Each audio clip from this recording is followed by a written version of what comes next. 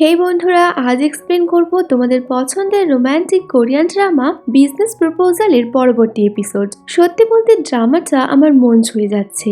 আগের এপিসোডে আমরা দেখেছিলাম তৈমু মাঝ রাস্তায় সিনহারিকে নামিয়ে দেয়, যার জন্য সিনহারি সামনেই একটা হোটেলে গিয়ে ওঠে ও তার ফোনে চার্জ না থাকায় সে রিসেপশনে ফোনটা চার্জ করতে দিয়ে যায়। ফ্রেশ হয়ে যখন সে ফোন নিতে আসে তখনই সেখানে ইউরা সহ তার দুই বান্ধবীর সাথে দেখা হলে ইয়ংসোর মিথ্যে কথা অনুযায়ী সবাই ভাবে সিনহারি হয়তো তার বয়ফ্রেন্ডের সাথেই এখানে এসেছে, যার জন্য সবাই সিনহারির বয়ফ্রেন্ডকে দেখতে চাইলে তৈমু সেখানে এসে বলে সেই সিনহারির বয়ফ্রেন্ড। এবার কথা হলো তৈমু সিনহারিকে মাঝ রাস্তায় ছেড়ে চলে গেছিল, তাহলে সে সিনহারিকে খুঁজে পেল কি করে? তৈমু সিনহারির ফোনে বারবার ফোন করায় রিসেপশনের মেয়েরা তাকে সিনহারির লোকেশন বলে দেয় এবং সে সিনহারির বান্ধবীদের সামনে আসলে সবাই তো তৈমুকে দেখে অবাক হয়, কিন্তু তৈমুর হাব ভাব দেখে সব থেকে বেশি অবাক তো সিনহারি হয়েছিল।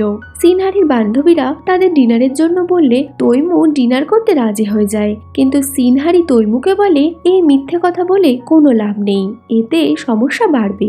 কিন্তু তখনই তারা শোনে সিনহারির বান্ধবীরা বলা বলি করছে তৈমু হয়তো সিনহারির বয়ফ্রেন্ড নয়, সিনহারি বানিয়ে বানিয়ে মিথ্যে কথা বলছে। যা শুনে তৈমু সিনহারিকে বলে আমাদের একটাই মিশন, তোমার বান্ধবীদের হিংসায় জ্বালানো। এই বলে তৈমু সিনহারির সাথে ডিনার টেবিলে যায় ও সিনহারির বান্ধবীদের জন্য অনেক রকমের দামি দামি খাবার অর্ডার করে।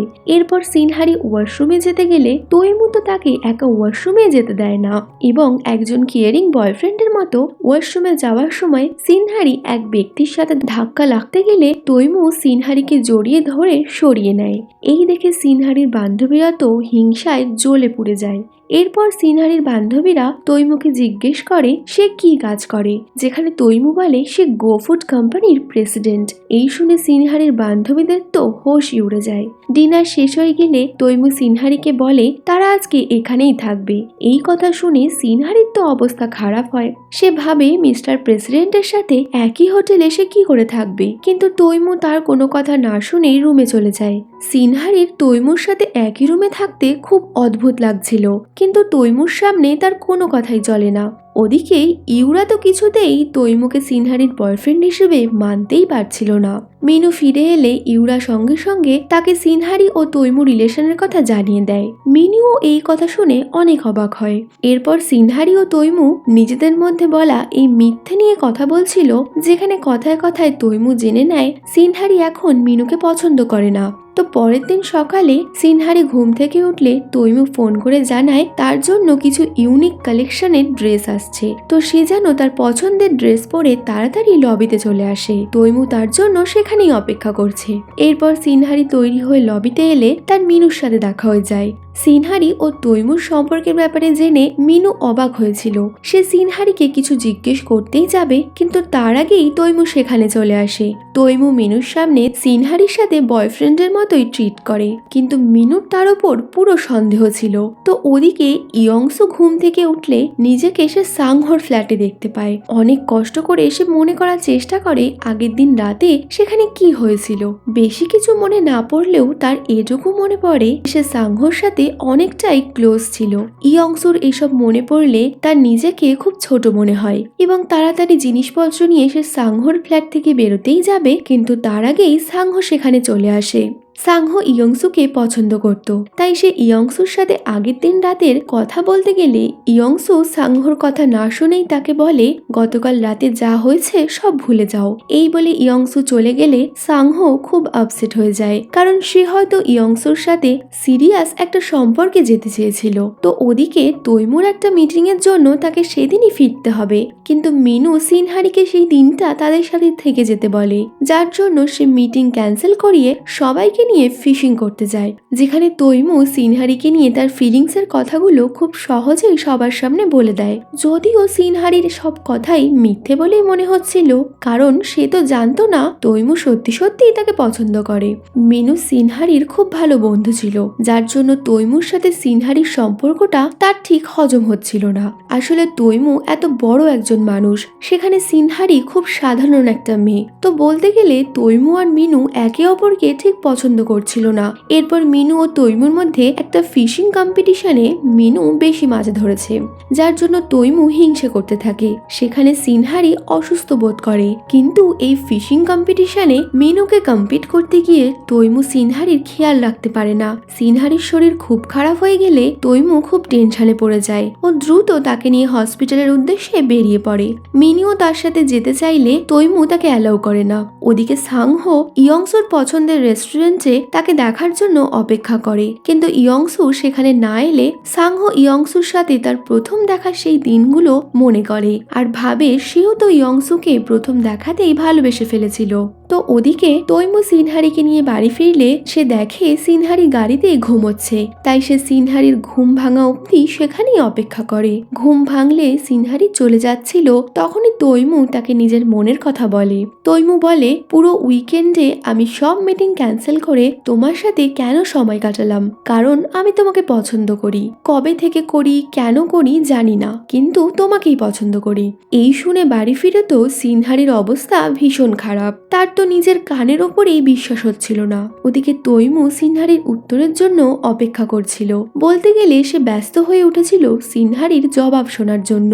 কিন্তু এর মধ্যেই দাদু খুব রেগে অফিসে আসে, কারণ দাদু ভাবছিল তৈমু হয়তো সিনগুমিকে ধোকা দিচ্ছে। কেউ সিনহারি ও তৈমুর উইকেন্ডের কিছু ফটো মিস্টার কাংকে পাঠিয়ে দিয়েছিল, যার জন্য দাদু তো তৈমুকে মারতেই যাবে, কিন্তু তৈমু কোনো রকমে দাদুর লাঠি থেকে নিজেকে বাঁচিয়ে দাদুকে মিথ্যে কথা বলে দেয় যে তার সাথে সিনগুমির ব্রেকআপ হয়ে গেছে।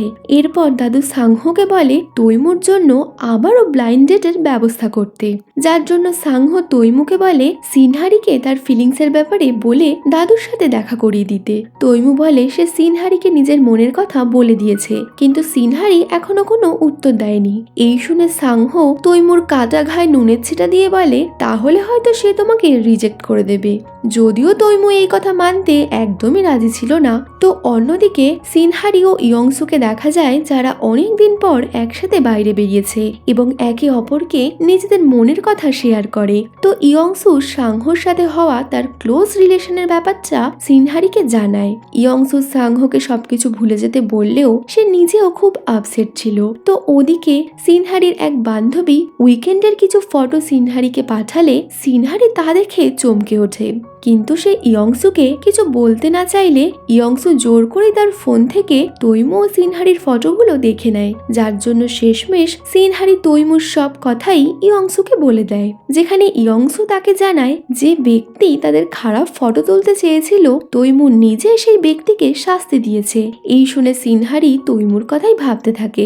এরপর রাতে ইয়ংসু তার ফ্ল্যাটের পার্কিং এ ছিল, যেখানে সাংহো তার গাড়ি পার্ক করে। সাংহোকে দেখে ইয়ংসু লুকিয়ে পড়ে, কিন্তু সাংহো তাকে দেখে ফেলে। তো সাংহো ইয়ংসুকে তার ফিলিংসের কথা বলে দেয়, সাথে এও বলে সেদিন রাতে ইয়ংসুর সাথে সে কোনো কিছুই খারাপ করেনি। এই বলে সাংহো চলে গেলে ইয়ংসুও তার পেছনে যায়। সে সাংহোকে বলে আসলে সেদিন রাতে কি হয়েছিল সেটা তার মনেই নেই, যার জন্য সে লজ্জায় সাংহোকে সবকিছু ভুলে যেতে বলেছিল।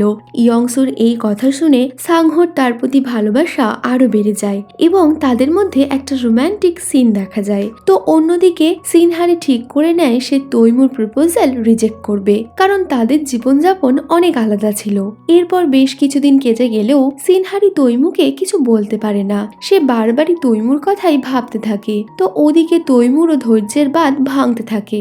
তৈমু একটা বিজনেস মিটিং এ ছিল, যেখানে দাদু তাকে বারবার ফোন করলেও সে ফোন ধরে না। সেই মিটিং থেকে তৈমুর মনে পড়ে কোয়ালিটি টিমের সাথে শেফেদের একটা ফটোশুট হবে, যেখানে সিনহারিও থাকবে, যার জন্য তৈমু ঠিক করে সে ওই ফটোশুটের স্পটে যাবে। কিন্তু ফোন না ধরার জন্য দাদু তৈমুর খোঁজ করে। তো ওদিকে ফটোশুট শুরু হওয়ার আগেই সিনহারির টিমের একজন এমপ্লয়ি অসুস্থ হয়ে পড়লে তার জায়গায় সিনহারিকে মিনুর সাথে শুট করতে হয়। তো শুটিং শুরু হলে তৈমু সাংহোর সাথে সেখানে পৌঁছায়। মিনুর সাথে সিনহারিকে শুট করতে দেখে তৈমুর তো খুব হিংসে হয়। সিনহারি পেঁয়াজ কাটতে কাটতে হঠাৎই তৈমুকে সেখানে দেখে এতটাই ঘাবড়ে যায় যে সে পেঁয়াজের বদলে সসের বোতল কেটে দেয়। আর সবাই ভাবে সিনহারির হাত কেটে গেছে। তৈমুও সিনহারির দিকে যেতে গেলে সাংহো তাকে আটকায়। সিনহারি ওয়াশরুমে গেলে তৈমু সেখানে আসে। তৈমু সিনহারিকে কিছু বলতেই যাবে তার আগে সাংহো বলে মিস্টার কাং অর্থাৎ দাদু তৈমুকে খুঁজতে খুঁজতে সেখানে চলে এসেছে,